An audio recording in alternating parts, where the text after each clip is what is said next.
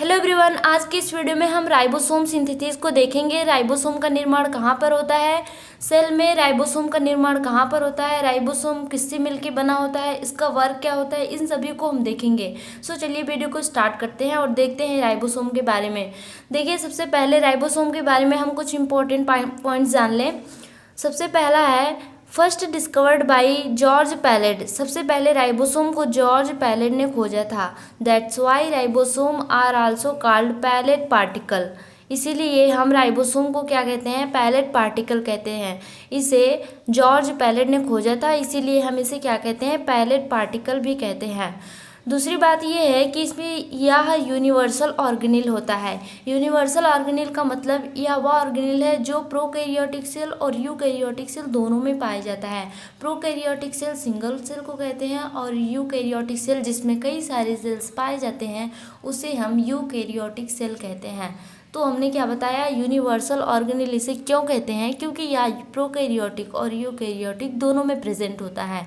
Membrane less organelle होता है। Cell में कई सारे ऑर्गेनिल ऐसे होते हैं जो सिंगल मेम्ब्रेन बाउंड होते हैं, डबल मेम्ब्रेन बाउंड होते हैं, और कई सारे ऑर्गेनिल ऐसे होते हैं जो कि मेम्ब्रेन लेस होते हैं। मीन्स उनके ऊपर उनका बाहरी आवरण मेम्ब्रेन लेस होता है, उनके ऊपर कोई झिल्ली नहीं होती। तो राइबोसोम जो है मेम्ब्रेन लेस ऑर्गेनिल में आता है। सिंथेसिस इन न्यूक्लियोलस या न्यूक्लियोलस में बनता है। न्यूक्लियोलस क्या चीज़ है, सेल में एक घना स्ट्रक्चर होता है, एक बहुत ही सेड स्ट्रक्चर होता है जिसे हम न्यूक्लियोलस कहते हैं, और राइबोसोम न्यूक्लियोलस में ही बनता है। अब देखिए आगे क्या है, ribosome is a complex of rRNA plus protein. Ribosome rRNA और प्रोटीन से मिलके बनता है। आरआरएनए का निर्माण करता है न्यूक्लियस और प्रोटीन बनता है जिससे मिलके राइबोसोम बनता है। Ribosome involve in protein synthesis. Ribosome का बहुत ही इंपॉर्टेंट वर्क क्या है, प्रोटीन सिंथेसिस। राइबोसोम क्या करता है, प्रोटीन सिंथेसिस करता है। The cells which are actively involved in protein synthesis has more number of ribosome। जो सेल प्रोटीन का बहुत ही ज़्यादा मात्रा में निर्माण करते हैं उनके पास मोर नंबर ऑफ राइबोसोम, उनके पास ज़्यादा मात्रा में राइबोसोम होता है। The cells which are actively involved, जो सेल्स इन्वॉल्व होती है प्रोटीन सिंथेसिस में, has more number of ribosome, उनके पास बहुत ही ज़्यादा मात्रा में क्या होता है, राइबोसोम होता है। अब देखिए क्या है, ribosome are complex of rRNA plus protein. उसके बाद बनेगा मिला के उसे राइबोसोम। देखिए आप मान लीजिए प्रोटीन को एक कार की बॉडी है, कार की बॉडी के अंदर हमने अभी आरआरएनए को फिक्स नहीं किया है, मीन्स इंजन को फिक्स नहीं किया है। आप आरआरएनए को मान लीजिए ये इंजन है और ये कार की बॉडी है। अगर हम इंजन को कार की बॉडी के अंदर फिट कर दें तो बनेगा क्या, कार बन जाएगी पूरी। तो उसी प्रकार अगर हम आरआरएनए और प्रोटीन को मिक्स कर देते हैं, एक ही में मिला देते हैं, तो उससे क्या बनता है, राइबोसोम बनता है। ओके, क्या बताया हमने, ribosome are complex of rRNA plus protein. RRNA plus protein को मिला के क्या बनता है, राइबोसोम। अब देखिए आगे क्या है, देखिए यहाँ पे आपको न्यूक्लियस दिख रहा है और इसके अंदर एक घना स्ट्रक्चर है जिसे हमने न्यूक्लियोलस कहा। इसी न्यूक्लियोलस के अंदर बनता है राइबोसोम। देखिए सबसे पहले न्यूक्लियस ने बनाया आरआरएनए, आरआरएनए से मिलके बना प्रोटीन। अब देखिए ये प्रोटीन आगे आएगा यहाँ पे आ गया प्रोटीन, और यहाँ पे आरआरएनए भी बन के रखा है, और आरआरएनए प्लस प्रोटीन को मिलके बना है राइबोसोम।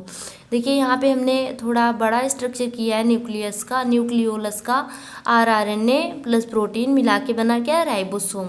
ये देखिए इसी प्रकार से बना गया राइबोसोम। अब देखिए राइबोसोम दो प्रकार के होते हैं, पहला फ्री राइबोसोम, दूसरा bound ribosome.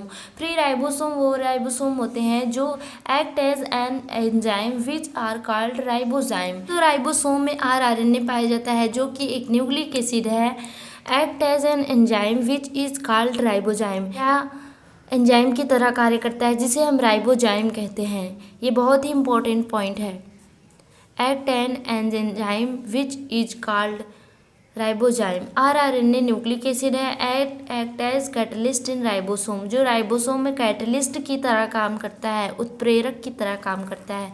Attached nuclear membrane plus endoplasmic reticulum. यह अटैच्ड होता है न्यूक्लियर मेम्ब्रेन से और एंडोप्लाज्मिक रेटिकुलम से। देखिए इस प्रकार से होता है, देखिए ये हुआ न्यूक्लियस और इससे अटैच्ड होता है एंडोप्लाज्मिक रेटिकुलम कुछ प्रकार से, और इसी के ऊपर राइबोसोम लगे होते हैं और इसीलिए इस एंडोप्लाज्मिक रेटिकुलम को हम कहते हैं rough endoplasmic reticulum.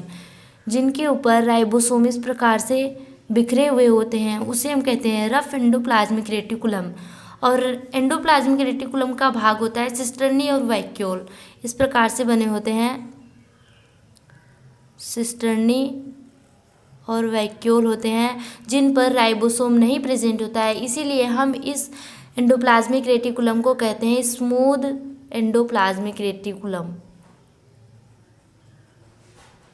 Endoplasmic reticulum कहते हैं।